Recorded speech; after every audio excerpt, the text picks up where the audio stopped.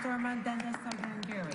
Thank you, Speaker. I'm honored today to stand and talk for my residents of Stormont Dundas and South Glengarry, and to speak to Bill 159, an act to proclaim Simcoe Day, brought forward by my colleague from Haldeman, Norfolk, a student of history, particularly the history of Ontario.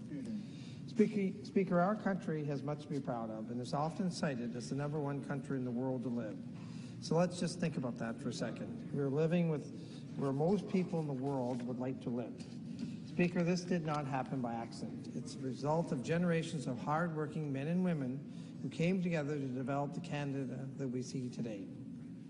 John Graves Simcoe was one of those who truly left a mark on this country.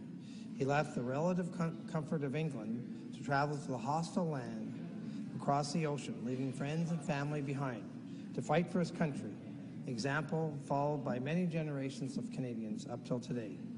His leadership qualities had him quickly rise through the ranks to command Queen's Rangers. After the American Revolution, he moved back to England and was elected as a Member of Parliament. His accomplishments were acknowledged, and he was appointed Lieutenant Governor of the newly created Upper Canada on September 12, 1791.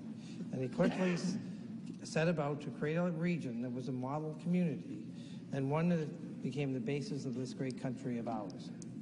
Under the Act of British Parliament, he saw that the elections were held in August 1792 to elect a 16-member House of the Assembly. As Lieutenant Governor, John Simcoe called the Assembly together for the first meeting of the new legislature on Monday, September 17, 1792. Under his agenda, he ensured that several important acts were passed by the first Parliament, including establishment of English civil law and trial by jury, the abolition of slavery, the division of the province into 17 counties and districts, and the building of a courthouse and jail in each one of them, and the introduction of a standard system of weights and measures. Speaker, defense of our young country was top of mind for the Lieutenant Governor. Upper Canada was a harsh environment, sparsely populated by our First Nations and by newly settled pioneers who barely had time to establish their farms to provide food and homes to provide shelter. The land was harsh, with mountains, swamps, and forests, and a climate that was severe, and our neighbors to the south had almost a 200-year head start and were clearly a threat. As leader of this new Upper Canada, he had to work with peoples of different ethnic backgrounds, faiths, and origins, many who had fought against each other not too long before that. He brought together people, putting their differences aside for the common good, the building and the defense of a new home, a new country.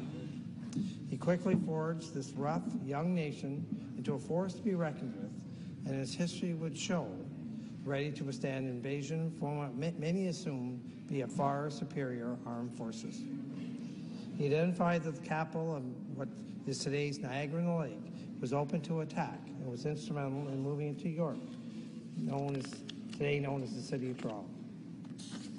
Speaker, we have much to be thankful for today, and we must remember the courageous men and women of yesterday that stand side by side and take credit for the building of this great country and for the mark they have left on our modern world.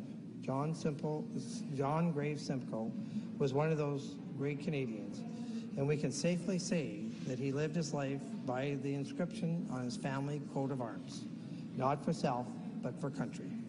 Speaker, to paraphrase the former Prime Minister of Canada, Stephen Harper, our country was built on the backs of giants, and John Simcoe was truly a giant of our history.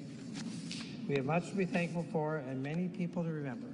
So I support this bill by the member from Haldeman, Norfolk, to mark the first Monday in August as Simcoe Day.